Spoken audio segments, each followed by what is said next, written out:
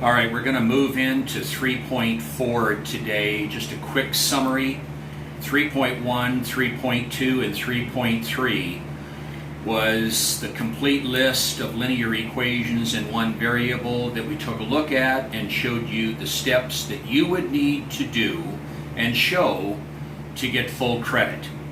We're moving to the second major theme of Chapter 3, and that's solving word problems using a linear equation. There will be no credit if an equation is not used. So we're going to show a plan for the word problems in 3.4, 3.5, 3.6, and 3.7. And it is called the 4-step plan. Now people, most of the problems in these sections that we're going to be looking at are going to be dealing with word problems that have a minimum of 2 unknowns.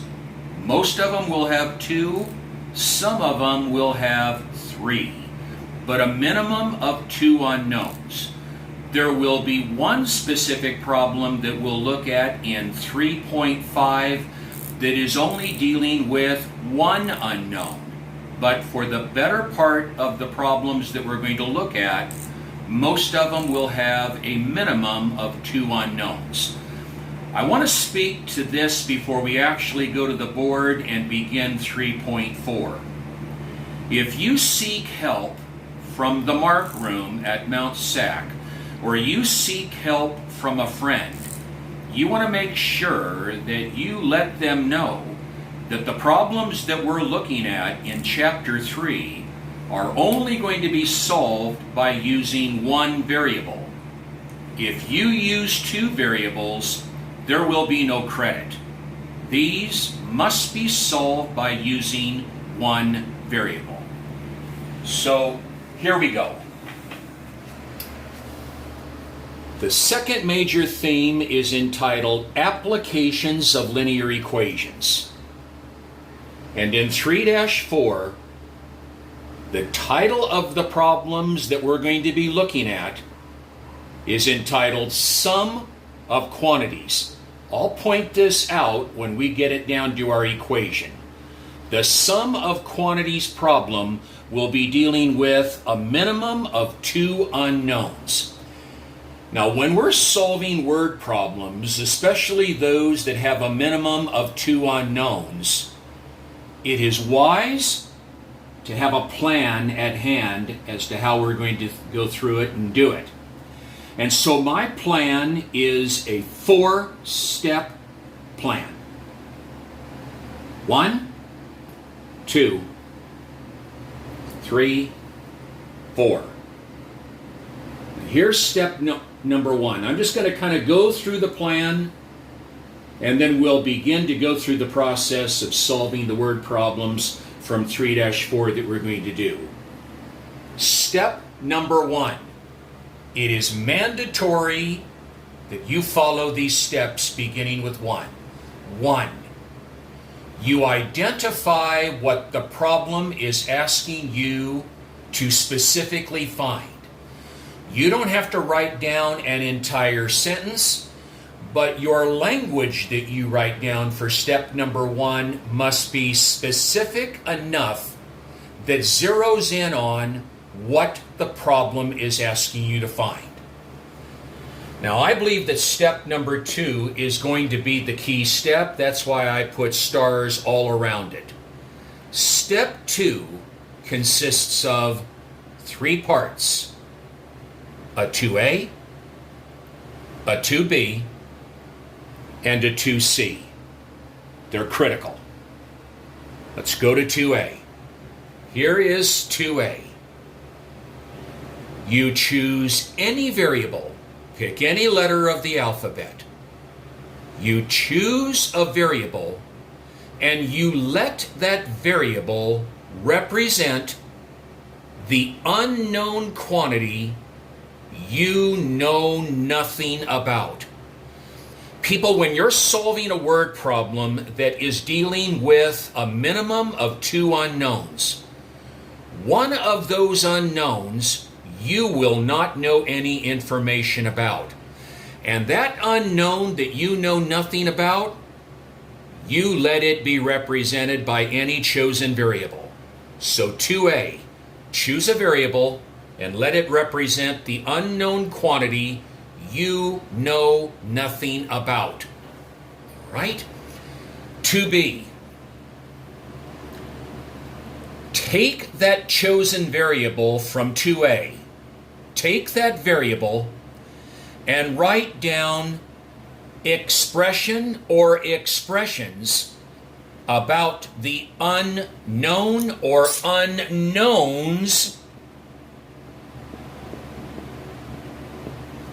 that you do know something about. 2b, use the given variable that you picked from 2a. Use that variable to write algebraic expressions. It just might be one expression, it might be more than one. Use that chosen variable from 2a to write algebraic expressions about the unknown or unknowns that you do know something about. 2a, the unknown that you absolutely know nothing about, you pick any variable and you let that variable represent that unknown. 2b, you're going to use that chosen variable to write down algebraic expressions about the unknown or unknowns that you do know something about. And then step 2, letter C.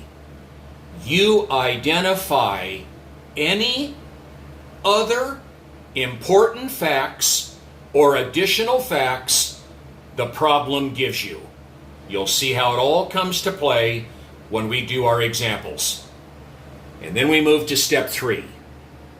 Step 3, you take all of the information that you wrote down from step 2 and you use that information to construct your equation.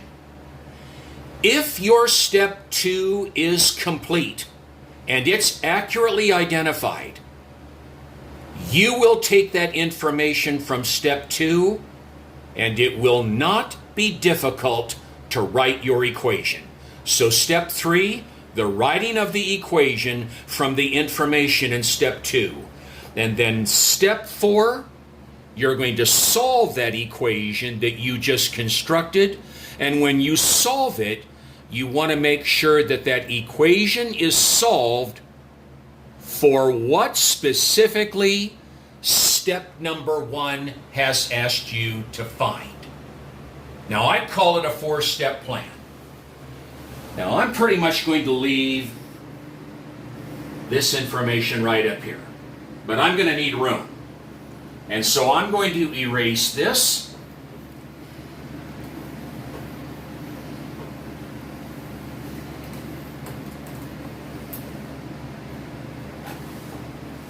And we're going to go to problem number 1. Kristen will hold it up there for a bit. Remember, you can always stop the tape and you can look at it. Here's problem number 1, sum of quantities. During the month of June, a car dealership sold 14 more SUVs than compact cars. Kind of gives us an idea right now that the 2 unknowns that we're going to be dealing with are compact cars and SUVs. Let's read on. If the total number of both types of vehicles sold in June was 36, the total number of SUVs and compact cars sold in June was 36 units. Question: how many of each style of car was sold? Write down number 1. And I use Roman numerals. Step number 1 I use Roman numeral 1. Step number 1, we're going to write down a few words that specifically identify what the problem is asking us to find. And here's what it's asking us to find. How many of each style or each type of car was sold? We'll come down here. Now, we're not clones. We're not all going to write down the same exact words. But what we need to find is the number of compact and SUVs sold. You don't necessarily have to write down in June. Number of compact and SUVs sold. That's what we need to find. How many answers are we going to need? 2. We'll come back to him in a moment. Now let's go to step 2. Step 2, letter A. Choose a variable. I'm going to choose N. Choose a variable and let that variable represent the unknown quantity in the problem that we don't know any information about. Now let me give you a clue, an overriding clue that will pretty much always identify the unknown that you don't know anything about. The unknown that you don't know anything about will ordinarily be stated at the end of a sentence. Let's go back to the beginning. During the month of June, a car dealership sold 14 more SUVs than compact cars, period. They've given us no information about compact cars. How do we know? It was written at the very end of the sentence. What do we know information about? The SUVs. There were 14 more SUVs sold than compact cars.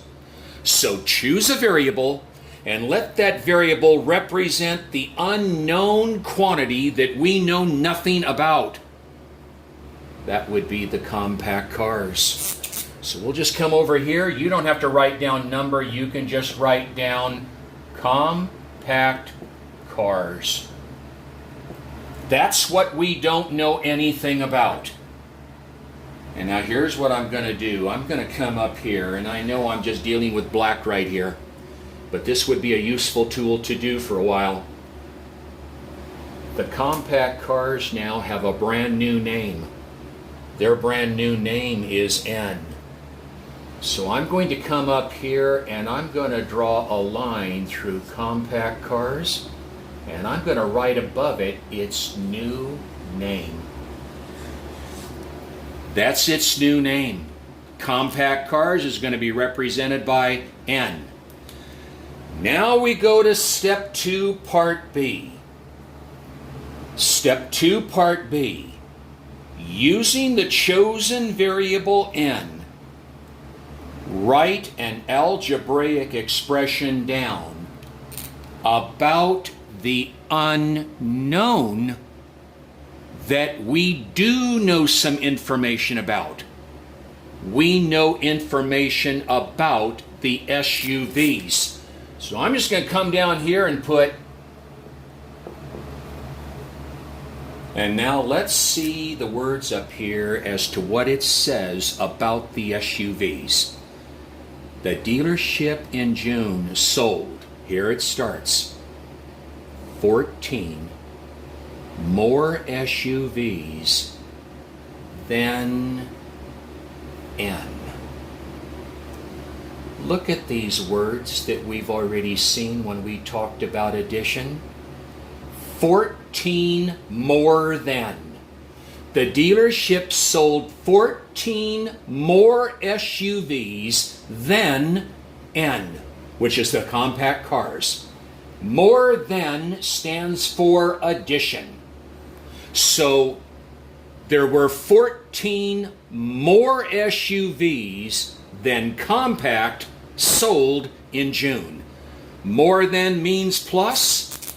The SUVs that were sold in June by that dealership would be 14 more than, which is plus, more than compact, which is N. There's our 2B. We used the chosen variable N, and we wrote an expression down about the unknown that we do know something about, SUVs. There were 14 more SUVs sold than compact. There's 2A, there's 2B. Now 2C. 2C says, identify any additional or important information that has not already been identified. Well, it says if the total number of both types of vehicles sold in June was 36, the total number of SUVs and compact cars sold in June, 36. Just come down right here. This is your 2C. Write down 36 there. Total units sold.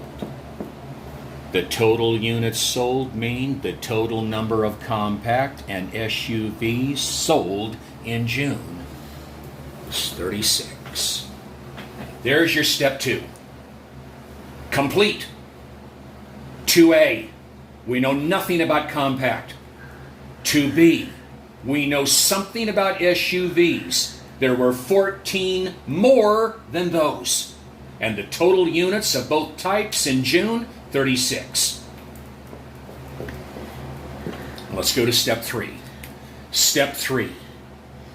Take the information from step 2 and use this information to write your equation. Now, folks, if I was in the classroom, I would be pointing this out and I'd be looking your way and I would say, isn't the following true? If that expression stands for the number of compact cars, and this algebraic expression stands for the number of SUV vehicles, and 36 is the total number of those two types of cars sold in June, wouldn't this have to be true? Wouldn't the number of compact plus the number of SUVs, wouldn't that have to equal 36? You bet your boots. And that's our equation. So we write, there's the compact cars. It says so. We add that to the number of SUVs that were sold. I'm going to tuck it. I've got a reason. And that's going to be equal to the total of those two types of cars sold for the month.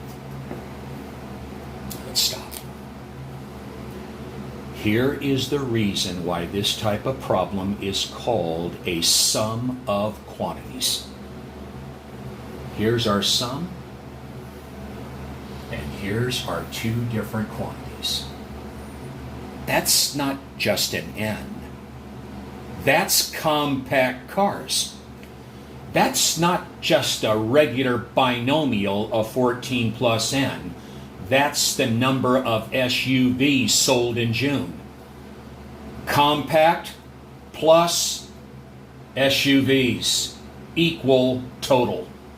It is called a sum of quantities. Quantity number 1, quantity number 2, a sum. Now we go to step 4 and we solve it. As we begin step 4, I'm going to recopy this equation, but without the parenthesis.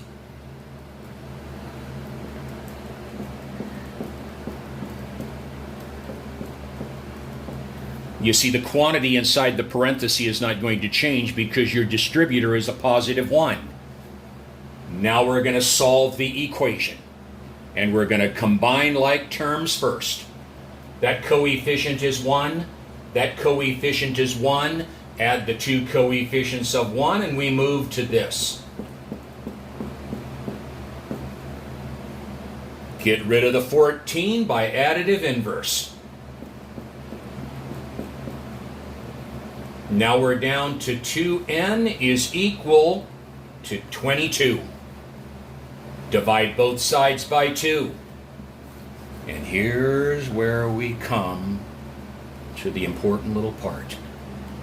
We get n is equal to 11. Now, if this was just a regular equation, we would just circle that right away. But you see, n is talking about something very, very special. N is the number of compact cars.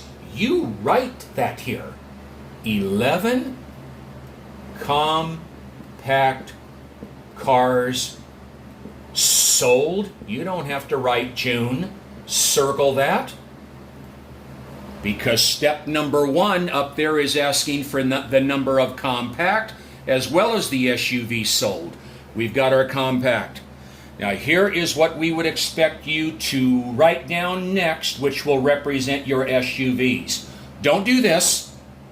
Don't just simply take that answer of 11 and subtract it from the total of 36. Don't do that.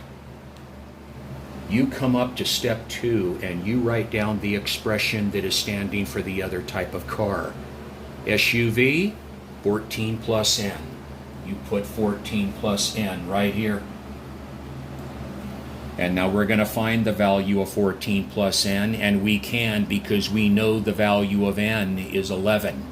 So we substitute 11 in place of n, and we do that little arithmetic problem, giving us 25. That means there are 25 SUVs sold. Circle it, put it to bed, done. There's the 4-step plan for a sum of quantities problem. Can I squeeze another one in? All right. There's number 1. Now you practice on it, and it's going to roll. You look at the video, and it's going to roll.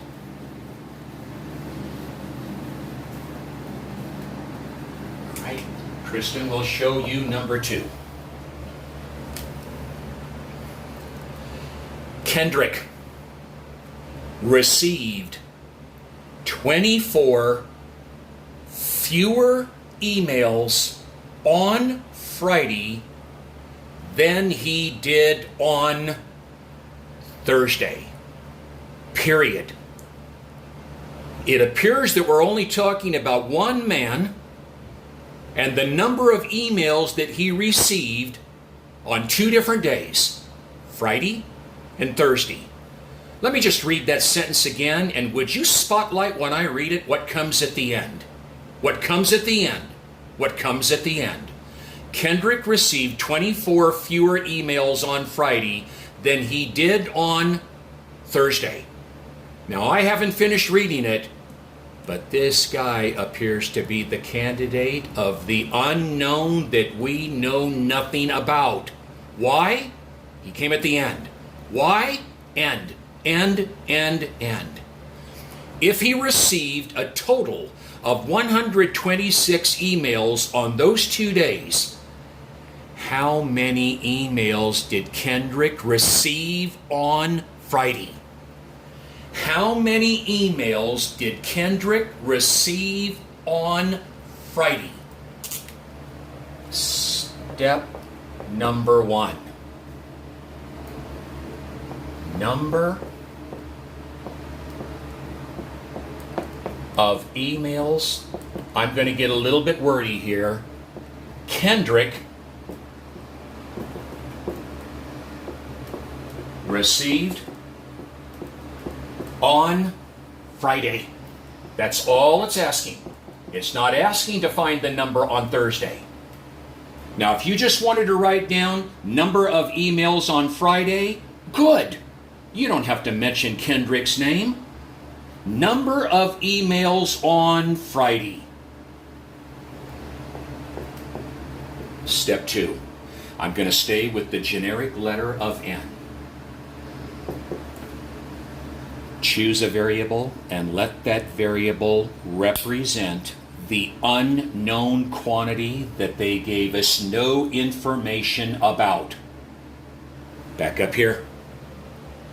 He received 24 fewer emails on Friday than he did on Thursday. We don't know anything about Thursday. We know information about Friday, but nothing on Thursday. How do we know? It was written at the end. So we're going to let Thursday be N. This is good enough. That's good enough. But I'll add this. Come down with an equal. Let's go ahead and write right here the title of the unknown that we're going to know something about, and that's this.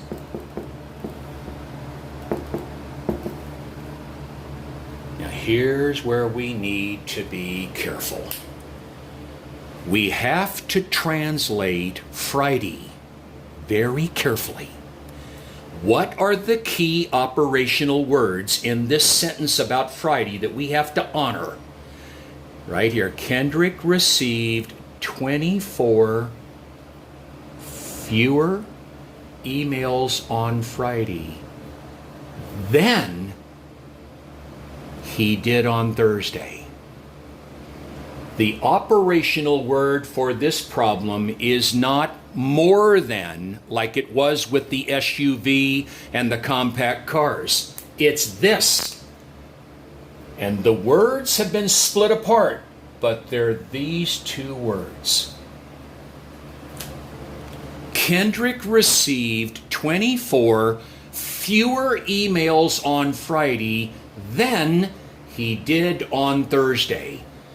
Fewer than means subtract. And people, remember in subtraction, when you are translating with subtraction vocabulary, you have to follow the right rule. Fewer than not only means subtraction, but fewer than works the same way as less than. And when we operated with the word less than, you had to reverse the order when you translated. I think we mentioned back then, whatever came after then, whatever came after less than or fewer than, had to be translated first. Well, that's going to apply here.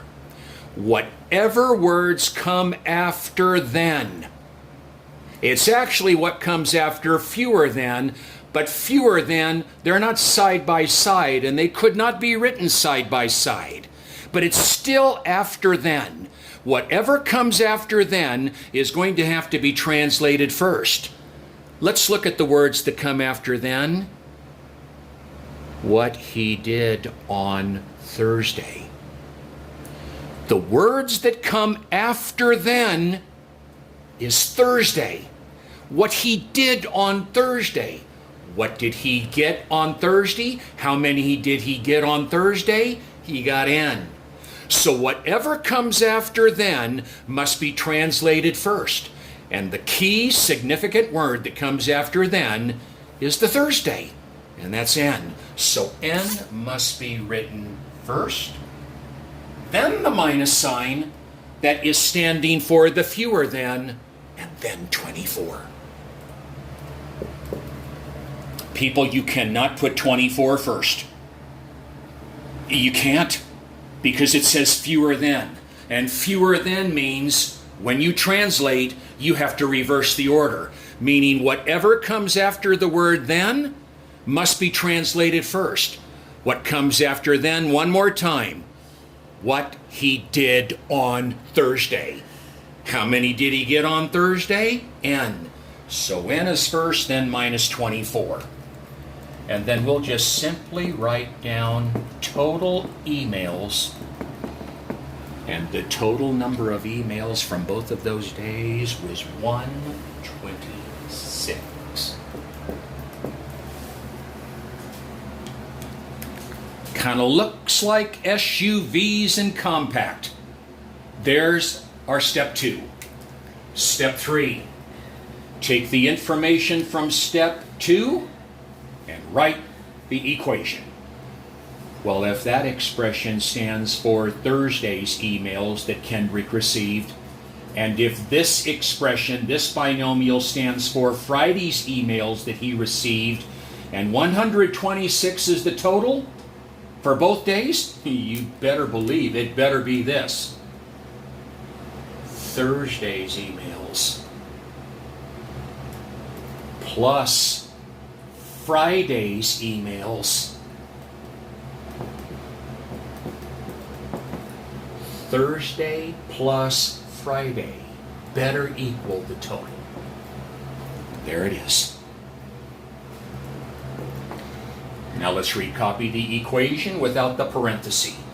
Again, the distributor is 1, so 1 times that is going to keep it the same. So n plus n minus 24, 126. Combine like terms. 1n, another 1n, 2n, negative 24 is equal to 126. Additive inverse, the addition property of equality. Positive 24, positive 24. 2n is equal to, I believe, 150 over 2 over 2. N is equal to 75 emails. N is Thursday. I can write down emails Thursday right here. But look at step number 1. Step number 1 is wanting the number of emails on Friday. Now, we had to get Thursday to be able to get Friday, but I'm not going to circle him because they're not asking for Thursday. They want Friday. So we come and we write the expression for Friday, and I'll put it right here. And now let's evaluate this little expression, and we'll have our answer for the number of emails on Friday. N minus 24. N is 75. 75 minus 24. I believe that will give us 51. This is what's going to get circled.